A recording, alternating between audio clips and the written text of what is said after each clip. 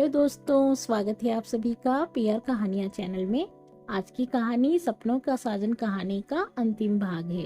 कहानी के पहले के सारे भाग चैनल पर अपलोड किए गए हैं। आप कहानी को अच्छे से समझने के लिए एक बार जरूर सुन लीजिएगा। अगर ये कहानी आप लोग को पसंद आ रही है तो प्लीज़ वीडियो को एक लाइक और चैनल को सब्सक्राइब जरूर करिएगा। तो चलिए आगे की कहानी शुरू करते हैं। पिछले भाग में आपने सुना कि अनु राजीव को कहती है कि अगर वो सचमुच उससे प्यार करता है तो उसे छोड़ दे, नहीं तो वो जान दे देगी। वो चुपचाप चला जाता है। उसे कविता से पता चलता है कि वो अमेरिका चला गया है। अब आगे। उसने राजीव को फोन मिलाया पर उसने नहीं उठाया। वो गहरी सोच में डूब गई। उसका एक्सीडेंट हुआ था, इसकी वजह मैं ही हूँ। ना मैं उस दिन उससे झगड़ा करती, ना वो परेशान होता। मैंने भी कह दिया कि मैं खुद को कुछ कर लूंगी। मैं क्या इतनी कमजोर हूँ? उससे तो मैं और तरीके से भी रोक सकती थी। मैं भी पागल हूँ, किसी और का गुस्सा उस पर उतार दिया। पर वो भी तो कम इरिटेटिंग नहीं है, इसलिए इतना कुछ बोल गई। अब वो बहुत उदास थी। जिंदगी भी अजीब है। किसी इंसान की किस्मत में अकेलेपन के सिवा कुछ नहीं होता। खैर जो भी हो, चल अनु, ऑफिस तो जाना ही पड़ेगा। तैयार होने लगी। बॉटल ग्रीन कलर की भागलपुरी साड़ी विथ मैरून सेट्स पहनकर अपने लंबे बालों को ढीला जूड़ा बनाया। काली बिंदी लगाकर शीशे में देखा तो फिर राजीव याद आ गया। उसकी बातें याद करके उसके होठों पर मुस्कुराहट आकर फिर गायब हो गई।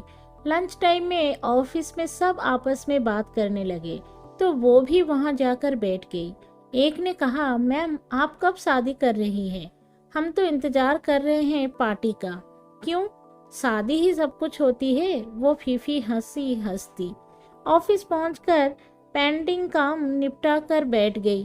तब तक कंचन बोली, मैम यू आर राइट, शादी सब कुछ नहीं होती पर बहुत कुछ होती है। सब जोर से हंस पड़े और मैम अपना गुस्सा निकालने के लिए पर्सनल पंचिंग बैग मिल जाता है। कंचन ने हंसते हुए कहा, मैम मैंने तो डिसाइड किया है कि आपकी शादी में मैं लहंगा पहनूंगी। फिर तो तुम्हारा प्लान धरा का धरा रह जाएगा। वो वहां से उठकर खड़ी हो गई। शाम को घर पहुंचकर उसने चाय बनाई। मालती खाना बना रही थी। एक कप मालती को देकर चुपचाप चाय पीने लगी। मालती खाना बनाकर गई तो वह अलसाई हुई बाहर बैठ गई। उसने दी को फोन मिलाया। हेलो दी, कैसी हो आप? मैं ठीक हूँ, तू कैसी है? आप तो भूल ही गए कि आपकी एक छोटी बहन भी है। तू तो मेरे बच्चों से पहले है पगली लड़की। वैसे भी तू तो इस दुनिया में मेरा पीछा करते हुए आई है। दी हंस पड़ी। हम दोनों इससे पहले साथ थे और हमेशा साथ रहेंगे। दी कहते हुए इमोशनल हो गई। अनु, मेरे मायके में तेरे अलावा है कौन? मेरा सबसे प्रीसियस जेमस्टोन। लव यू मेरी जान। एक बहुत बड़ी जादू की झप्पी भेज रही हूँ तेरे लिए। तू आई क्यों नहीं बहुत दिनों से? मैं आ जाती हूँ, आप मेरे पास कहाँ आते हो? बच्चों को लेकर कुछ दिनों के लिए अपने मायके आ जाओ ना। बच्चे यहाँ से स्कूल चले जाएंगे। मैं बहुत अकेली हूँ। वो फोन पर सुबक पड़ी। अच्छा तू चुप हो जा, मैं माजी से पूछकर तुझे बताती हूँ। दी, बच्चों को लेकर आना। ओके। उसने फोन रख दिया। सच में दी अगले दिन शाम को दोनों बच्चों को लेकर पहुंच गई। उसके सोने घर में तो मानो बाहर आ गई थी। दोनों बच्चे मासी से चिपक गए। वो बच्चों के लिए खाने पीने का बहुत सारी चीजें खरीद कर ले आई थी। मम्मा मैं तो मासी के घर ही रहूंगा। 7 साल का गुन्नू मासी के गले में झूल गया। मम्मा मासी आपसे अच्छी है। तब तक चीनू भी उसके करीब आ गई। मासी में भी। उसने दोनों को गले लगाकर उनका माथा चूम लिया। ठीक है दी, ये दोनों मासी के पास रहेंगे। दी मुस्कुराते हुए प्यार से तीनों को देखने लगी। डिनर करने के बाद बच्चे टीवी देखने लगे तो दोनों बहनें बाहर आकर बैठ गईं। तुमने आगे क्या सोचा है? किस बारे में? अरे मैं शादी की बात कर रही हूँ। कुछ नहीं, क्या सोचना। वो हंसती। किसी न किसी का साथ जरूरी है। जिंदगी बहुत लंबी है। कब तक अकेली रहोगी? मैंने 1-2 लड़के देखे हैं, अच्छे खानदान के हैं। मिल लो तो तुम्हें कोई पसंद आए तो फिर देखते हैं। वो चुपचाप सुनती रही, कुछ नहीं बोली। इतने में दी के आगे पड़ा हुआ उसका फोन बज उठा। उस पर राजीव का नाम देख दी ने उसकी तरफ देखा। ये राजीव कौन है जो इतनी रात में तुम्हें फोन कर रहा है? तुम मुझसे कुछ छिपा रही हो क्या? देखो, अगर कोई बात है तो मुझे बताओ। तब तक फोन में 2 मिस्ड कॉल आ चुकी थी। अनु ने दी की तरफ देखा। कोई नहीं, ऑफिस में कोई है। ऑफिस वाला कोई इतनी रात को क्यों फोन करेगा? तीसरी बार कॉल आई तो दी ने फोन उठा लिया। दी ने फोन पर हेलो नहीं कहा, फोन स्पीकर पर डाल दिया। हेलो, कल तुम्हारा फोन आया था, मैं ले नहीं पाया, बिजी था।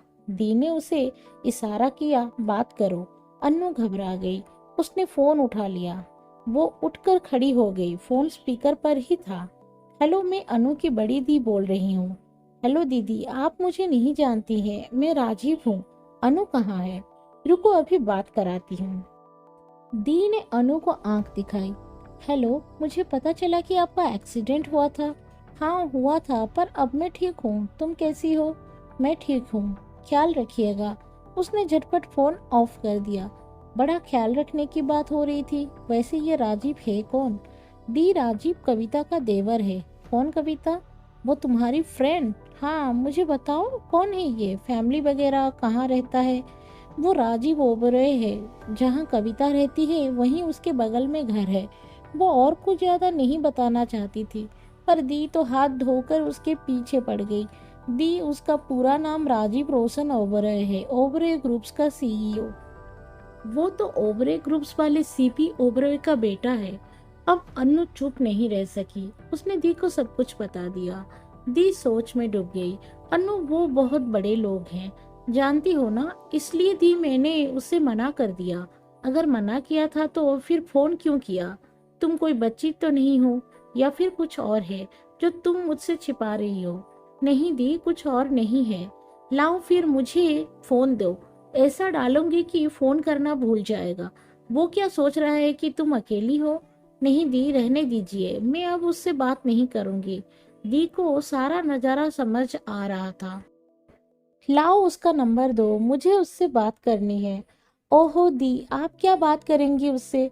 अच्छा फोन दो तो सही। दी ने जबरदस्ती फोन लेकर वापस मिलाया। अब अनु डर गई।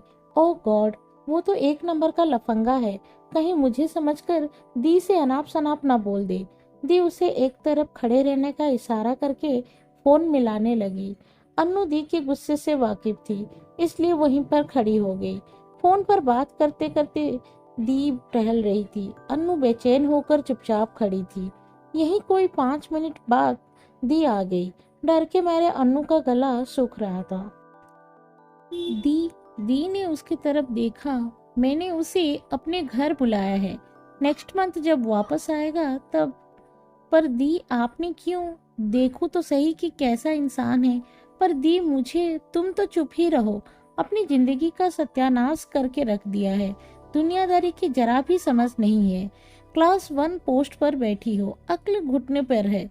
कोई भी बात थी तो सबसे पहले मुझे बताना चाहिए था। माँ नहीं है तो तुमने सोचा कि बस अब मनमर्जी करोगी। दी उठकर अंदर चली गई। वो बैठकर सोचने लगी, उसे पता नहीं ऐसा क्या कह दिया जो दी इतनी गुस्से में थी। मैंने दी को नाराज कर दिया। फोन करूं, उससे पूछूं? वो तो है ही बकवास बंदा। नहीं नहीं, फोन किया तो फिर से ज्यादा ही परेशान करने लगेगा। अगले दिन सुबह ऑफिस के लिए तैयार होने लगी तो दी उसके लिए नाश्ता तैयार कर रही थी। मालती दूसरे काम निपटा रही थी। दी के गले लगकर दी को सॉरी बोला। उसका पपी फेस देख दी हंस पड़ी। चल नाश्ता कर ले। दी, बच्चों को स्कूल से आप ले आओगे? दी के हाँ कहने पर वो रास्ते में बच्चों को स्कूल छोड़कर ऑफिस चली गई। जब घर आई तो दी नॉर्मल थी। तब उसकी जान में जान आई। दी 4 दिन उसके पास रहकर वापस चली गई। अनु ने राजीव को फोन नहीं किया, ना उसका फोन आया। जब बात खत्म हो गई है तो दी क्या बात करेंगी? एक दिन दी का फोन आया। अनु, सैटरडे शाम को यहाँ आ जाओ, संडे को मेरे पास रुकोगी। संडे को मैंने राजीव को बुलाया है। पर दी, मैं आकर क्या करूँगी? जैसा मैंने कहा है वैसा ही करना। बेचारी अनु डरते हुए सैटरडे शाम को पहुँच गई। डिनर के बाद दी ने उससे कहा, कल दिन में राजीव आ रहा है। पर दी, परवर कुछ नहीं, तुम पहले ही अपने लिए बहुत अच्छा कर चुकी हो, अब भगवान के लिए चुप रहना। संडे को दी ने उसे सुबह ऑर्डर दे दिया, अच्छे से तैयार हो जाओ। वो तुनक गई, तैयार क्यों होना, जैसी हूँ वैसी ही ठीक हूँ, जैसा मैं कह रही हूँ वैसे ही करो। दी ने बहुत तैयारियां कर रखी थी। अनु देख रही थी, उसे आश्चर्य हो रहा था। ऐसा लग रहा था कि जैसे उसका रिश्ता पक्का होने वाला है। दी भी ना बड़ी अजीब है, उस बेकार आदमी के लिए खुद भी इतना तैयार हो रही है और मुझे भी तैयार होने को कह रही है। तैयार होकर दी बेहद खूबसूरत लग रही थी। कांजीवरम की ग्रीन और रेड गोल्ड जरी बॉर्डर साड़ी उन पर बहुत खिल रही थी। दी, आप बहुत सुंदर लग रही है। दी, आप ये ग्रीन साड़ी मुझे पहनने देती, ये क्या मुझे पीली साड़ी पहना दी। हाय अन्नू, कितनी खूबसूरत लग रही है। दी ने उसकी बलैया ले ली। इतने में बाहर दो गाड़ियां आकर रुकी। जो लोग अंदर आए उसमें राजीव, उसके मम्मी पापा, दादी, कविता और उसकी फैमिली थे। सारे लोगों को दी और जीजाजी ने आगे बढ़कर उनका वेलकम किया। अनु के पैरों तले जमीन खिसक गई। इतने में दी ने आंख से इशारा किया कि सब बड़ों के पैर छुओ। उसे पैर छूते हुए बड़ा ऑकवर्ड फील हो रहा था। मन ही मन दी के ऊपर गुस्सा आ रहा था। राजीव उसे देखकर मुस्कुरा रहा था। उसे गुस्सा आ रहा था पर मजबूर थी। राजीव की दादी ने बड़े प्यार से उसे अपनी बगल में बैठा दिया और बड़े प्यार से उसे देखते हुए बोली, बेटा इस नालायक से शादी करोगे।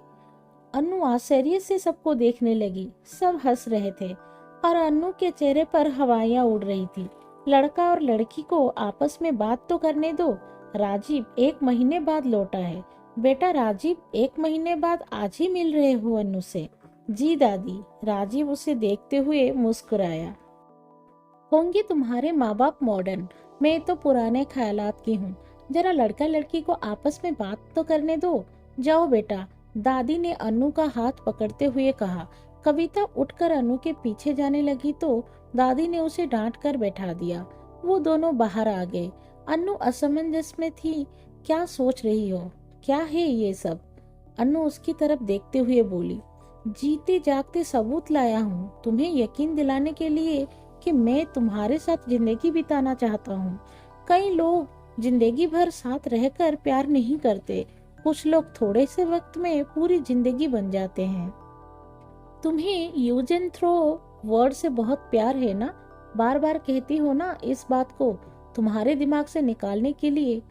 तुमसे तुम्हारी सादगी से इश्क हुआ है और यकीन करो पूरी जिंदगी निभाऊंगा।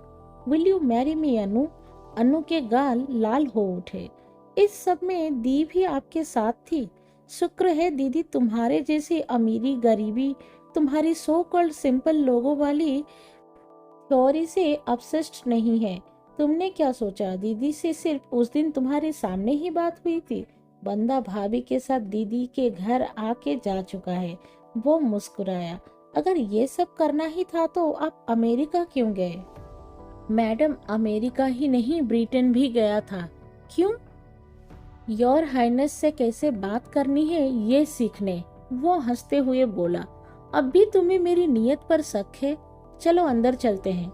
ज्यादा देर अगर तुम मेरे साथ रही तो कहीं मना ही ना कर दो। तो मैंने हाँ किया ही कब। दीदी को बुला लेता हूँ, उनके सामने ना कर दो।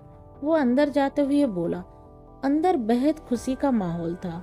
अनु को देखते हुए राजीव की माँ बोली, पहली बार इसने कोई काम ठीक से किया है। बेटा तुम्हें ये कैसे पसंद आया, ये तो हमें ही इतने सालों से कभी पसंद नहीं आया। उसके पापा हंसते हुए बोले, चलो अभी तो बातचीत फाइनल कर रहे हैं, रोका कब करना है पंडित जी से डेट निकलवा देंगे। अगर शादी जल्द ही हो तो आप लोगों को कोई परेशानी तो नहीं है। नहीं जी, हमें कैसी परेशानी होगी, जीजा जी की माँ ने हाथ जोड़कर कहा। राजीव ने अनु की तरफ देखा तो उसने नजर झुका ली। जब वो लोग गए तो अनु दी से पूछने लगी, मुझसे बिना पूछे आपने मेरा रिश्ता इस इंसान के साथ तय कर दिया, क्या कमी है उसमें बताओ जरा। वो बहुत बदतमीज है।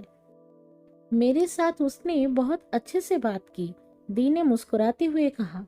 जानती हो, जब मैंने उससे बात की थी तो उसने क्या कहा था?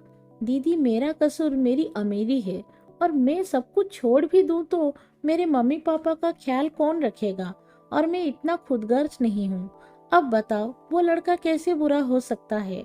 अन्नू, एक बार फिर सच्चा प्यार लौट कर तुम्हारे चौखट पर आया है, उसे मत जाने दो, बाकी तुम्हारी मर्जी। अन्नू दी के गले लग गई। दी, इस बार आपने चुना है तो बस, अब मैंने खुद को आपके हवाले कर दिया है, तो ठीक है, फिर मैं रिश्ता पक्का समझूं। दी ने हंसते हुए उसके माथे को चूम लिया। समाप्त।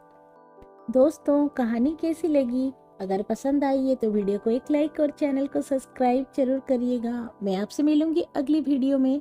धन्यवाद।